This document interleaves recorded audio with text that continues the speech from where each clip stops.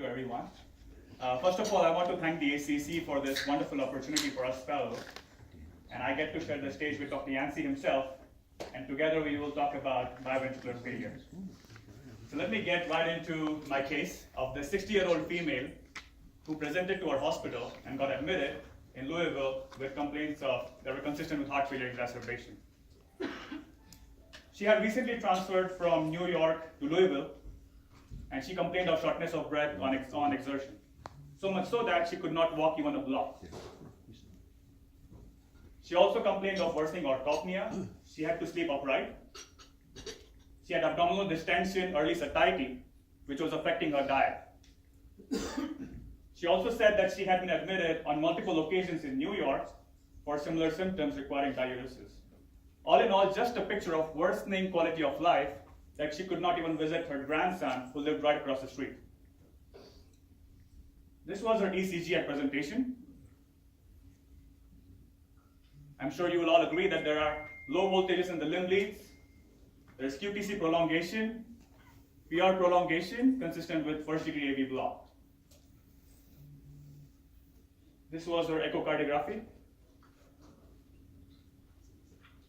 You'll all agree that there is biventricular failure, biatrial enlargement, left ventricular hypertrophy, mild pericardial effusion, and on the mitral inflow, she had restrictive filling.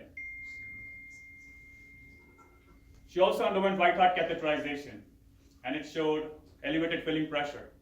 Her wedge pressure was 22. She had moderate to severe pulmonary hypertension with a mean PA of 41. She had low cardiac output with a cardiac index of 1.7 only, and the transpulmonary gradient was 19. So she had signs of low cardiac output and also mixed etiology of pulmonary hypertension. So at this point in time, I want to ask the audience a question. What blood test would be best to lead the diagnostic workup?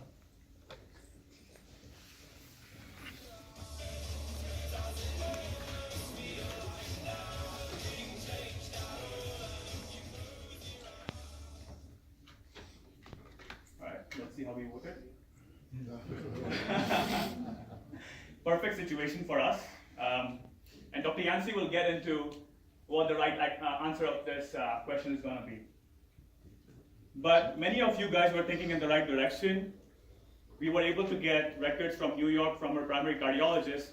5 years ago, she was diagnosed with multiple myeloma. She underwent chemotherapy, was in remission, but continued to have low levels of light chain in her blood. She also had history of GERD, cataract, and biopsy-proven amyloid in the esophagus. She also had history of pulmonary embolism and was currently on rivaroxaban. She also had history of pulmonary hypertension, which was reversible with medications. She was listed for transplantation in New York, but she wished to transfer her care to Louisville. Within a few days of getting admitted to our hospital, she got transplanted. And the explanted heart, when it was studied by a pathologist, it showed signs of cardiac amyloidosis, so it was confirmed. She also had myxoid deposits in her coronary arteries. This was all 3 years ago. She has since transferred her care back to New York, and she has never had any issues with her transplanted heart since. So to summarize, I presented a case which had multiple nuances. This patient with worsening quality of life had restrictive cardiomyopathy, biventricular failure, and pulmonary hypertension.